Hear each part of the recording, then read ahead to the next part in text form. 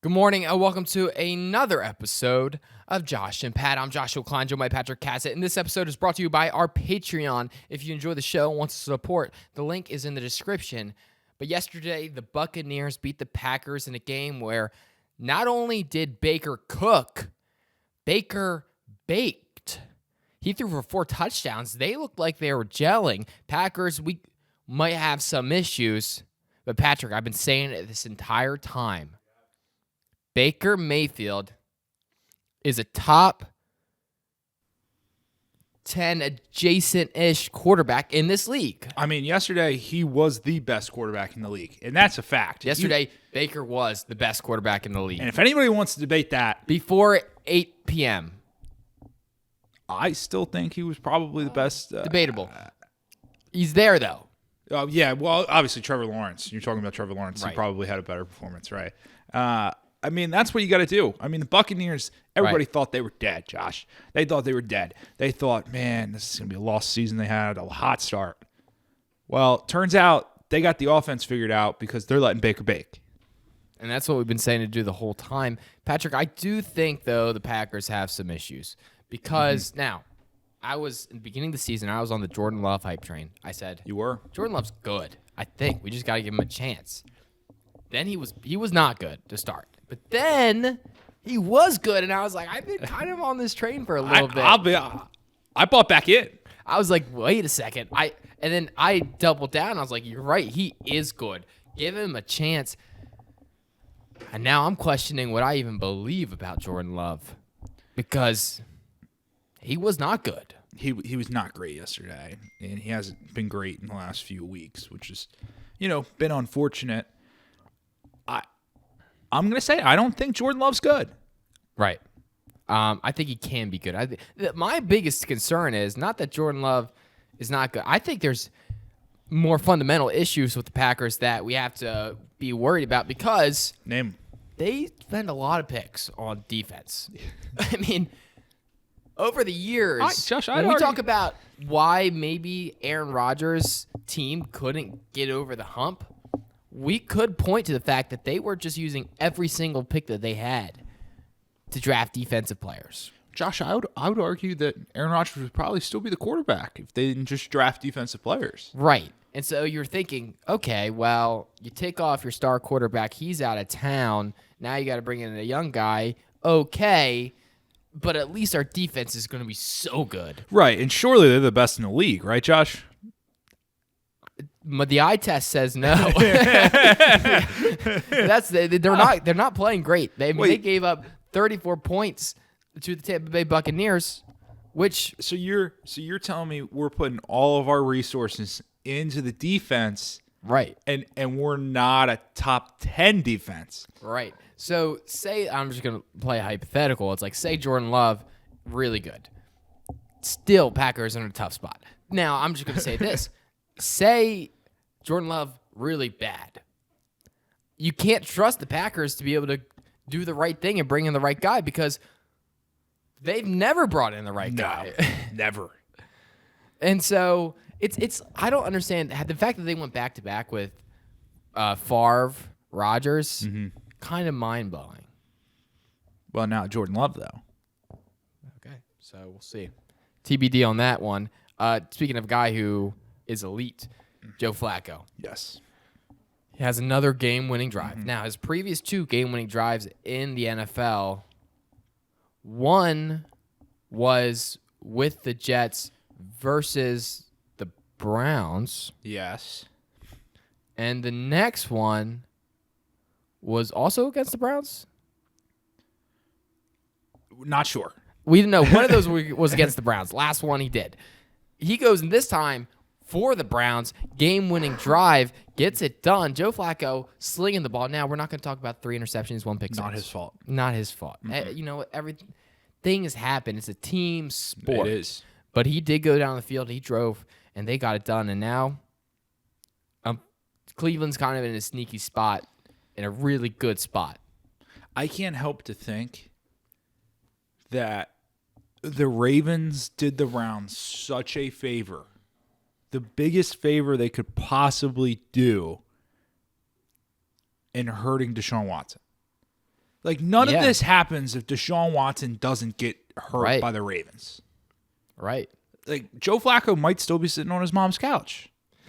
It did. It sucks. I mean, Cleveland fans have to be really excited because this is the first time ever that something has worked out for them. 25% of their salary cap is going towards one player. Most in the history of the NFL. 25%. And that player is currently just not playing. So you're thinking 75% of what they're paying is actually being used right now. Right. And then somehow it's really working out for them because you get Joe Flacco on a steal of a contract. Listen, he got $70,000, $75,000 to win that game, and everyone's talking about like, hey, good for Joe, get the payday. Right. Joe Flacco is not a $75,000 a game quarterback. He is not a 75. Well, I originally read it as $750,000, and I said that sounds right. Yeah, especially in this economy, Josh. I mean, he's worth way more than that. Way more. That's like 2 trips to Harris Teeter. Exactly. Boom, and that doesn't even count the gas to get there. No, it does not. So, and you save a little bit with the Vic card, but you still. Not to mention, I mean, when he went out for the workout to go work out for the Browns, they couldn't even get him on a private flight. He had to take that public flight. Yeah, they're doing him dirty.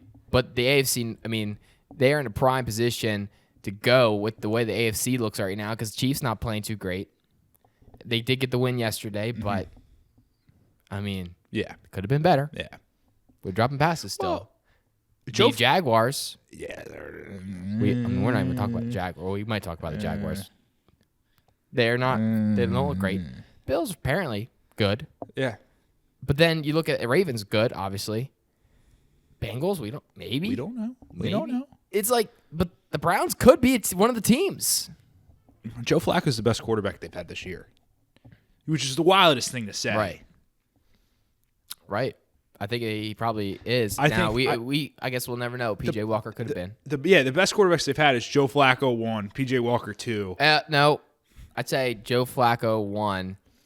I will give credit. Deshaun Watson second half versus the Ravens. Second half versus the Ravens is up there. Right there. Yeah. In that mix. Just that Deshaun Watson. We're not talking about full Deshaun Watson. Then it's PJ Walker, normal Deshaun, and then DTR probably are there. Yeah. So, hey, good for Cleveland. Let's go. They got their hero that they needed. Somebody who I was told had none of the pieces except the quarterback position. They said, we're good. We got a quarterback to build off of. Right. Just get the right pieces in. We got new ownership. We got a second-year head coach. Right. As for this team. For the Commanders, yes. The Washington Commanders, they looked horrible, and Sam Howell didn't look any better. Well, Josh, I mean, the guy, I'll give Sam Howell credit. He looked so good yesterday that he got taken out of the game. Right. I mean, it was bad, Josh. It was one of the worst performances we've seen at the season from these commies. Yeah, and shout out Jacoby Brissett. 2 touchdowns. In the year of the backup quarterback, and you're telling me Jacoby Brissett hasn't been part of it?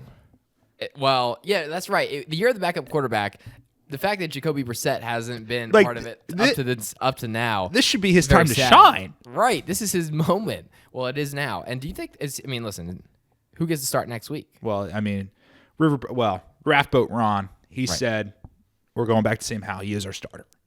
Right. So they're just going to ignore Brissett's performance. Go back to at this point. Oh, because here's probably what happened. Right.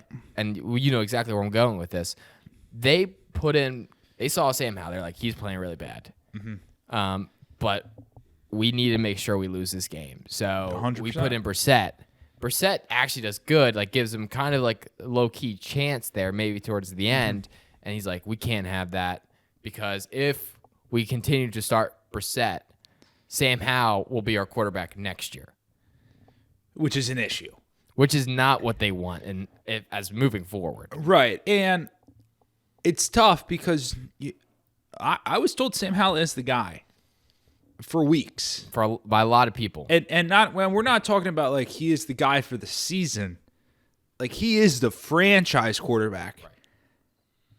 Right. A lot of those people were quiet today, Josh. Yeah. They're not really having the big moment that they thought they're having. But we have to remember, this season was not a failure. for the Commanders It was not. because they started it out as preseason Super Bowl champions. So we can never forget this season. Raise the banner. And, it's not a loss. It's not a loss, Commanders. I think it's fair to say, since the Commanders are going to change their name again, they are. that win is going to go down as the best Commanders win ever. And yeah, I think so. Ever. There's a chance. I mean, hey, congrats to them. Other teams couldn't do it, but they could, Josh. Yep. Right. And I'm very excited to see what that Commanders team is going to do next preseason. Right, because you're telling me if you could beat the we're talking Ravens back to back like we're Jordan 96, 97. Whoa. Yeah. Maybe they need to bring the preseason roster back. That's all I'm saying.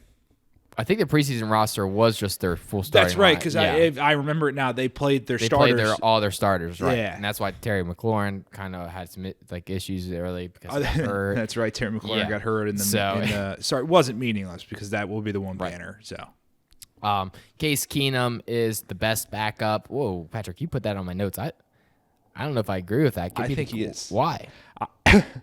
I think Case Keenum has the best life in the NFL. He's got great life. Okay, he's made millions of dollars. Right. To be a highly paid backup. Uh-huh. He plays one time this season. He gets his team the win. Yeah. And he'll always be a Minnesota Viking legend because he threw the pass for the Minneapolis Miracle. So you start putting it together. I think Case Keenum has the best job in the world. He's definitely got a good job for sure. Case Keenum, they did go out there and they did ball. Now I'm just going to say this. It feels like on the other side of the ball, it's time to put in a Malik. Yeah. It's time because you take outside of the last 5 minutes of the Dolphins game, Will hasn't looked great the last couple weeks. Not look great. And he's kind of gone now. He's gone away from his strategy of just you hop out there, chuck it up, 50-50 ball, see what happens. Which is good. I would argue. But I'd argue he's not throwing 50-50 balls anymore on the balls he does. They're more like 75-25% to the defense. In the defense's favor. It's not looking great. That's a huge issue. I don't know and I don't know what you do because it's like, what do you say? You say, okay, well, we as a team, we got to bring in some weapons. Oh, wait, we already got one of the best wide receivers in the league. Okay, well, let's secure up the run game. Oh, well, Derrick Henry, you got 20 rushes and had less 5 yards. Well, maybe it's offensive line rushing. We go get the offensive line. Maybe it's them. Is that it? Is that the only? I don't know. Maybe you gotta get some tight ends. I don't know what the answer is. I don't know what the answer is. We go get a new coach. Oh wait, we got a pretty good coach. Yeah, I mean that doesn't seem like it's Titans fans are gonna be mad at me. I think they're gonna be bad forever. Yeah, it is a tough spot for them. But look, 3 games left. You need to build momentum for next season. Yes, you put Malik in. He's a guy that you surround for the future. Time is now. Who is the backup right now? Is it Malik? Or is Tannehill? It's Ryan Tannehill. So we're not even suiting up Malik. I mean, I would imagine he's probably active third quarterback. Oh, we got active third quarterback. He's the emergency. Wait, how does that work, though? Are they allowed to suit up? They're allowed to suit up, but only get in the game if both quarterbacks are hurt. But they're only allowed to go into the game if both quarterbacks are hurt. Correct. Right. Okay. Well, hopefully Case Keenum keeps doing what he does, and hopefully C.J. Stroud gets back and healthier than ever. Did anyone watch the Falcons-Panthers game? No. I definitely could tell you nobody watched it in the stadium. I can't confirm for television. I mean, Josh, did you watch it? I did actually. You watched it. I did have it on one of my. So the 4 corner setup. Oh, you went quad box. Quad box. One had red zone. One game was Browns. One game was the Bears.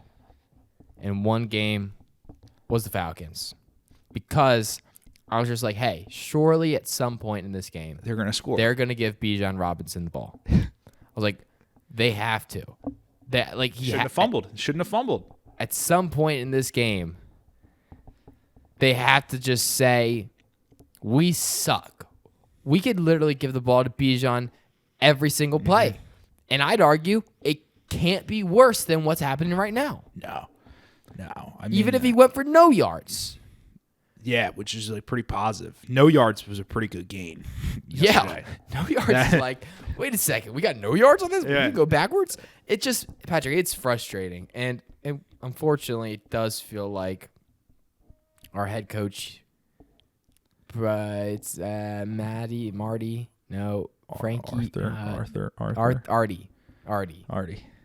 Artie Smith. Mm-hmm. He's going to probably, unfortunately, not have a job at the end of the year. Well, who knows? I mean, he's still in the thick of the playoff race, Josh. I mean, this guy, he wins out. I think he controls his own destiny. There's no way that's true. I mean, they're all 6-7. The whole NFC South, minus the Panthers. Wow.